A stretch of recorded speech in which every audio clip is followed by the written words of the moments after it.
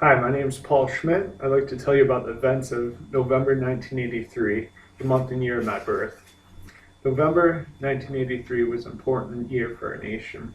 There were advances in technology such as Bill Gates introducing the Windows operating system, version 1.0, a system that we still use today, not the same version, but upgraded, of course.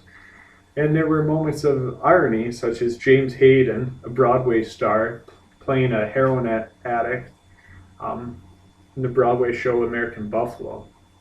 Um, 6 hours after receiving a standing ovation for his performance in this role, he was found dead from apparent heroin overdose.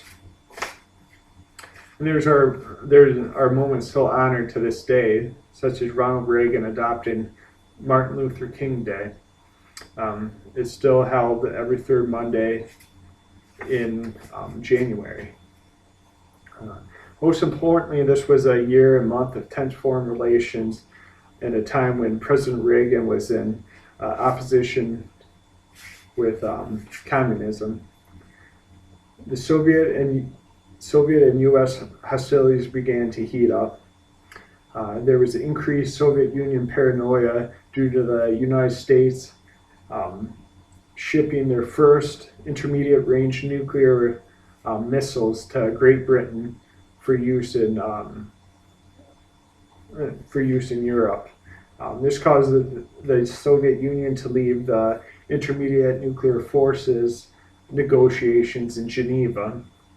But the hostilities reached a boiling point during the annual NATO war simulations, codenamed Able Archer.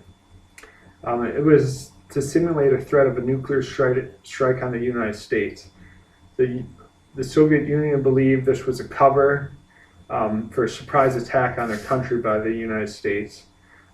So in response to that, the Soviet Union sent a telegram to the Soviet Union military personnel in which they proceeded to load up jet fighter planes with nuclear weapons in order to attack the United States. However, they aborted the mission, thankfully, possibly due to increased intelligence and realizing that the United States was not about to attack their country. The nuclear tensions probably resulted in the ABC TV movie The Day After, which focused on events leading up to a nuclear holocaust and the aftermath of the nuclear holocaust. It probably led that to be the second most watched TV program in history with over 100 million viewers, only to be edged out by the MASH series finale in February 1983. Ronald Reagan's tension with communism was not just focused on the Soviet Union.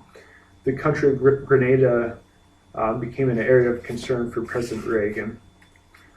Due to Cuba building an airstrip in the island of Grenada, and also Prime Minister Maurice Bishop of Grenada, an ally of the U.S., was deposed by Deputy Prime Minister Bernard Coard. Bernard Coard was a pro-communist and was backed by the Grenadian army. The fears of the spread of communism led to an invasion by the United States named Operation Urgent Fury. U.S. met heavier than expected resistance by pro-communist loyalists in Grenada. But by mid-November, they announced the end of hostilities, or the U.S. announced the end of hostilities and began troop withdrawal. During the withdrawal, however, they found a mass grave of 100 plus bodies. One of the bodies was suspected Prime Minister Maurice Bishop. The successful Grenada operation, viewed as a victory by President Ronald Reagan, it was a victory against communism. During all this, there were rallies in Washington, D.C., protesting against American foreign relations and policies in Central America. Ronald Reagan had taken issue with Nicaragua. Nicaragua was taking a pro-communist stance And Ronald Reagan viewed this as a personal affront to the United States.